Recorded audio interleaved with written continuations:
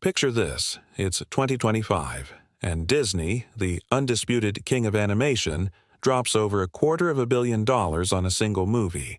We're talking more than $250 million, all poured into what was supposed to be a triumphant return to magic, a surefire blockbuster. Instead, it becomes one of the most spectacular failures Hollywood has seen in years. That film was the live-action remake of Snow White. This wasn't just any movie. Snow White, 2025, was meant to be Disney's crown jewel, a modern retelling of the very first animated feature that launched the studio into a global empire. On paper, it had everything going for it. The cast was star-studded, with Rachel Zegler as the titular princess and Gal Gadot as the menacing evil queen. The budget was colossal, promising breathtaking CGI and visuals that would redefine the fairy tale genre for a new generation. Disney's marketing machine was in full gear, pushing the film as the event of the year. Everyone, from studio executives to industry analysts, was predicting an easy billion-dollar box office run. It was supposed to be a guaranteed hit. So, where did it all go so wrong? The answer is complicated, and the trouble began long before the film even premiered. Even in its earliest stages, the production was plagued by a storm of controversy that it could never quite escape. It all started with the casting.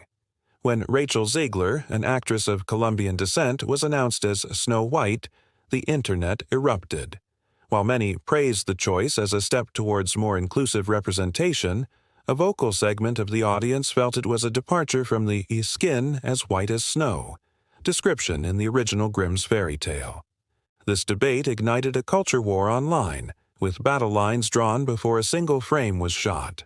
But the casting was just the beginning. Soon, details about the script began to leak, and the changes were significant.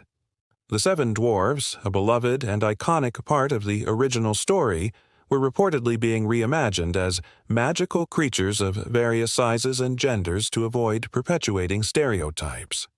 This decision, intended to be progressive, backfired spectacularly.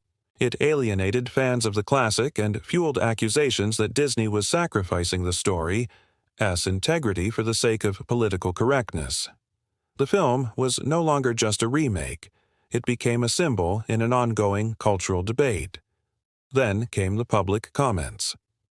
In a series of interviews, Rachel Zegler spoke about modernizing the princess. She described the original 1937 version as a story about a princess being stalked by a prince and emphasized that the new Snow White would not be saved by a man. She spoke of her character's ambition to be a leader, not just to find true love. While these are admirable modern sensibilities, the tone of her comments was perceived by many as dismissive and even disdainful of the original animated classic that so many people cherished. Clips went viral, and the narrative solidified. The star of the new Snow White didn't even seem to like the old Snow White. The backlash was swift and brutal. Hashtags calling for a boycott trended for weeks.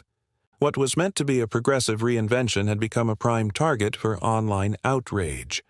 The film was in a public relations crisis before the first trailer even dropped. Despite the growing wave of negativity, Disney doubled down. They had already invested too much to turn back.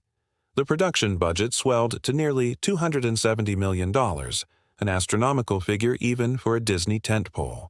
This wasn't just for the stunning visual effects, the elaborate sets, and the A-list salaries. It also covered extensive reshoots, rumored to have been ordered to address some of the public's concerns and try to salvage the film's tone. On top of that, Disney unleashed a global marketing blitz, spending an estimated $150 million more to promote the movie. They pushed trailers showcasing Gal Gadot's terrifying evil queen and the dazzling, CGI-heavy fantasy world. The strategy was clear. Overwhelm the audience with spectacle and hope the visual magic would drown out the negative press. They were betting that once people saw the movie, the controversies would be forgotten. They were wrong. When Snow White finally hit theaters in 2025, it didn't sparkle. It stumbled. The opening weekend numbers were deeply disappointing, falling far short of the studio's projections.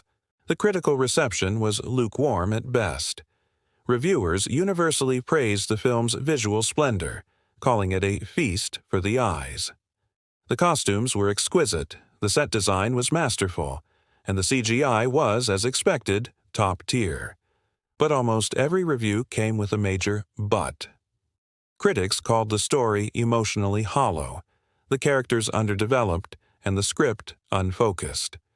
They argued that in its effort to modernize the story and sidestep every potential controversy, the film had lost its heart.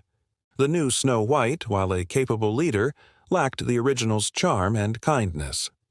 The romance felt tacked on and devoid of chemistry. The magical creatures were seen as a confusing and ultimately unsatisfying replacement for the memorable dwarves. The film was all style, no substance. And what about the audience? The fans who grew up with the original felt betrayed. They found the remake soulless, a corporate product that misunderstood what made the 1937 film a timeless classic. It wasn't the nostalgia trip they were promised. Meanwhile, the very audiences the progressive changes were meant to attract didn't show up in large numbers either. They saw it as a clumsy, half-hearted attempt at modernization that didn't go far enough.